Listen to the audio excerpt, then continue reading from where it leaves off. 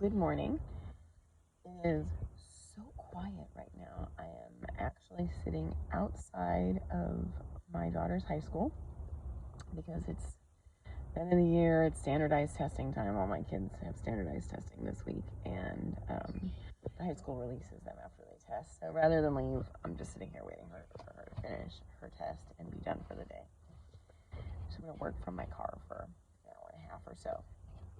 So before my first call today, there has been a topic that has come up several times in the last few days in speaking with my clients and in speaking with my family.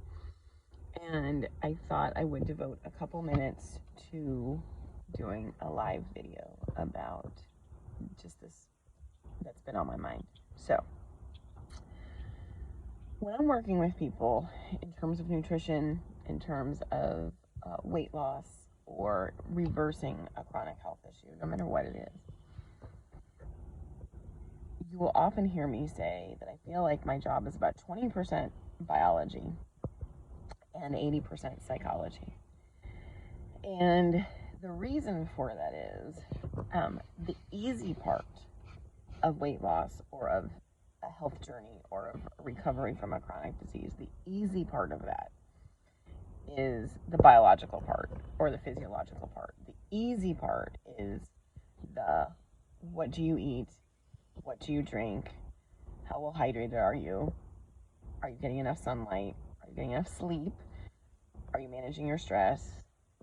The easy part is the how-to. The hard part is getting past your own barriers to that. And what I find oftentimes when I'm talking to my clients, especially when our kids get sick, we doubt ourselves. We've given you all the tools. You have all the knowledge. You are more knowledgeable after working with Bedrock Nutrition than most, if not all, of your doctors are. You innately know what your body and your family need. But we don't trust ourselves. And so as we're going through this process with people, the thing I have to constantly remind people of is that the only obstacle that presents a problem to you is your belief system. You believe you're not capable. You believe that you're sick. I had a client yesterday tell me that she identified herself as a sick person. And one of the biggest wake-up calls for her was realizing she wasn't a sick person or she didn't have a damaged body. She had experienced a trauma. Now, she has a chronic disease, and she's identified or been identified by that chronic disease for many, many years. In many cases, amongst her doctors, she's been a medical anomaly. They don't know what to do. They're guessing. But she's always been made to feel like something was wrong with her. And that was why she was sick. And recently, a friend of hers, I'd like to take credit for it, but it wasn't me. Somebody else said this to her, was that she needed to view that disease as an accident or an injury, and that everything she was going through was part of the recovery from that injury, that she had been damaged or harmed, but it was recoverable. And in talking with another client this week, her negative self-talk was that she was inherently broken. Now, this is a psychological thing, and she's aware that it's a psychological thing. But my point is that your negative self-talk is far more damaging to your physical health than just what you eat. And fixing what you eat is the easy part. Exercising is the easy part. Identifying what the problem is the easy part. The hard part is that as you do those things, you are innately programmed by what other people have said to you or what you have said to yourself for years, maybe decades, to self-sabotage and to be the very obstacle that prevents you from having what you want.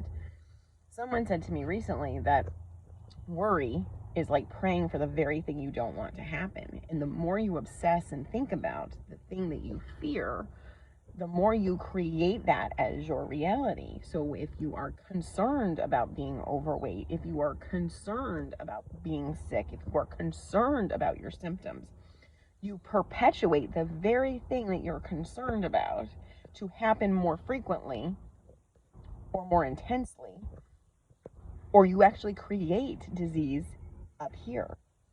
Now, of course, there's environmental factors, there's genetic factors, there's physiological factors, there's nutrition factors. But we can fix all of those. But you could eat all the right things, you could move all the right ways, you could do all the right things, and it would not, it's not that it wouldn't matter, but you would continue to face obstacles. You'd run into a wall, you would stop progressing, you'd hit plateaus, all because of what you're thinking up here. And so a lot of what we have to do in terms of bedrock nutrition as coaches and providers and practitioners is help you heal from the trauma and change what's happening up here. My favorite phrase in the world, and my kids will tell you I use this to death, but it is the one thing I say to them always when they're worried about something, or when they are stressing about something, or when they are obsessing about something. Fire your brain, hire your heart, and trust your gut. Your brain is always the liar. Your heart always knows, and your gut controls everything. Your brain will always be the thing that stops you from being successful. You will overthink, overanalyze, over-worry about, and literally create damage and doom in your life when you follow your brain. If you follow your heart, you will know what you need to do. You will dig deep to your why, and you will stay tuned in to doing the very things that you know need to be done. Your gut, as you know, is the center of all health. You cannot have a healthy body if your gut is not healthy. Your gut is your first brain. It is more important than your brain in terms of all of the bodily functions that occur. So we have to stop relying on our brain. Our brain is the very thing that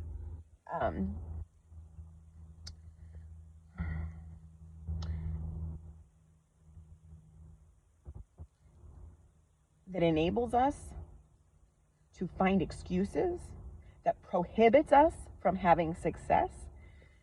Granted, there's a time and a place for logic and thought and reason, and don't take uncalculated risks that don't make sense. But once you are committed to something, shut your fucking brain off. It is the enemy, always. And from a spiritual standpoint, God resides in your heart. He hears the things you don't say. He knows the things you don't know. The devil manipulates your brain. So when you are thinking negative thoughts and you say negative words, you put out into the atmosphere the very thing that the enemy can use against you always, and then he manipulates your thoughts so that you repeat his lie over and over and over again. In every area of your life, mark my words, fire your brain, hire your heart, and trust your gut. I hope that you guys have a great day.